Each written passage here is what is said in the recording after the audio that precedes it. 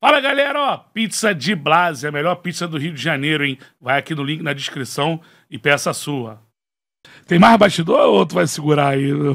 Dá pra gente ir falando, né? Dá pra gente ir falando aos pouquinhos. Pra você ir lembrando aí, a que você pode contar, você comentou que trabalhou no Ninho na época dos containers, né? E a gente sabe, né, tudo que aconteceu, acho que não precisa a gente relembrar isso, que é um momento muito trágico na história do Flamengo, até virou seriado agora.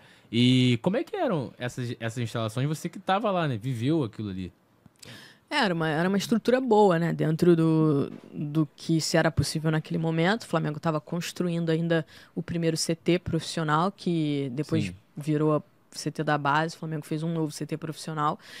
Naquela época ainda estava construindo esse primeiro profissional. Os jogadores dormiam nesses containers. Nessa época, não? Então, eles não dormiam no Ninho do Urubu da noite, né, pro dia, mas eles dormiam lá de tarde, por exemplo.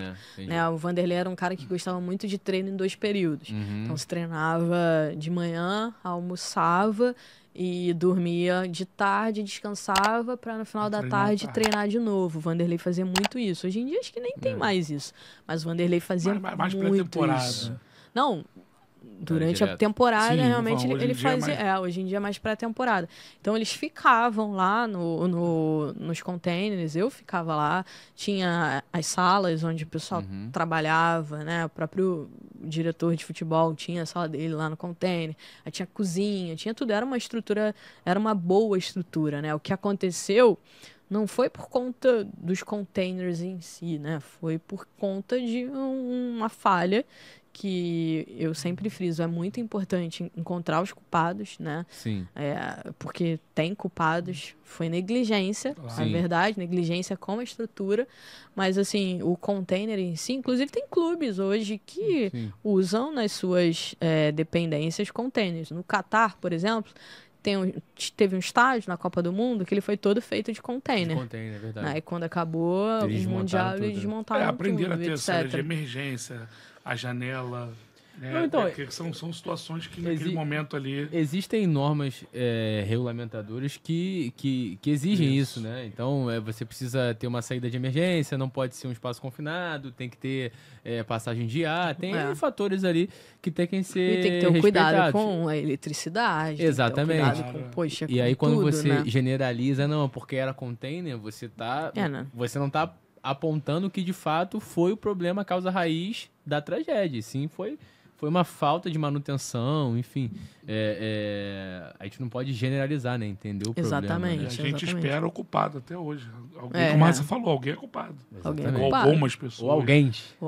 Algumas pessoas que negligenciaram situações que levaram ao que aconteceu, infelizmente, né? E é o que a gente espera, que apontem-se, encontrem-se logo esses culpados.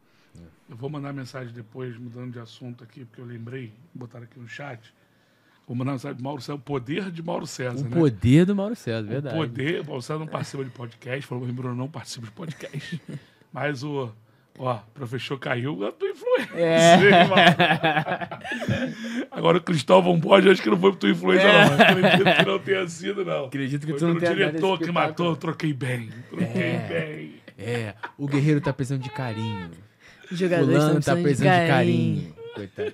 Não é de treino pesado, é de carinho. Mas agora você imagina, se eles, naquela época, né, que não ganharam nada pelo Flamengo, com todo respeito, precisavam de carinho, imagina os jogadores de hoje, que não ganharam muita coisa. Uma frase muito importante, que se dane o Tostão. Eu quero saber o que o Mauro César pensa. Mauro César, um abraço aí pro Mauro César aí. Frase boa mesmo. Frase boa. Mauro César tem aquele vídeo emblemático com... Eu vou contar pra todo mundo essa, muito boa. Com o Bandeira, depois daquele jogo, acho que contra o São Lourenço lá. A treta com o Bandeira. O Mauro com o Bandeira, o Bandeira ali. O Bandeira também não pipocava, não. Aquele vídeo é clássico. Né? Tem um outro vídeo clássico do Mauro César, do 7-1, já que ela falou. Sim. Pô, do 7-1 tem outro vídeo clássico. E tem um do 5-0 também, um áudio maravilhoso do Flamengo e Grêmio. Pô, são áudio do Mauro César, eu tenho no meu celular até hoje. Não, mas nem se compara com o do Facincani, Palmeiras. Aquele tem que acabar quando acho que perde pro Água Santa, alguma coisa assim. Nossa senhora, foi 5-0, acho que o Palmeiras perdeu. Porra, aquele foi uma lavada. Mano, Ô, Raíssa, você se aproximou muito ali com o povo, com o time, com o peruano, né, cara? Foi por causa do Guerreiro, do Trauco no Flamengo? Foi depois? Como é que vem essa relação aí que você tem hoje com o povo do Peru? Trauco hoje que tá jogando pelo Criciúma. Criciúma, é verdade. Criciúma. Não, então já Guerreiro gostava, tava na LDU, né? Tá ainda na LDU? Guerreiro saiu. Não, o Paulo tá jogando no Peru, tá jogando num time peruano lá.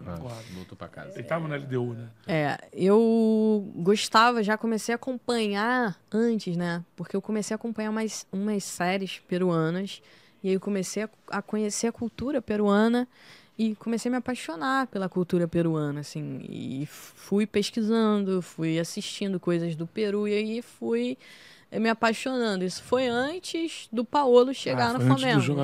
Exatamente. Aí depois chegou o Paolo, depois chegou o Trauco, né? E fui me aproximando ainda mais da cultura peruana, etc. E eu vou em Lima, conheço muita gente lá, sou super bem recebida, né? Poxa, é muito legal a relação que eu tenho com o povo peruano, especialmente com a torcida do Alianza Lima, porque quando eu comecei a conhecer mais da cultura peruana, eu sou apaixonada por futebol. Então, eu comecei a... Automaticamente, tu vai buscar o futebol. Fui buscando o futebol.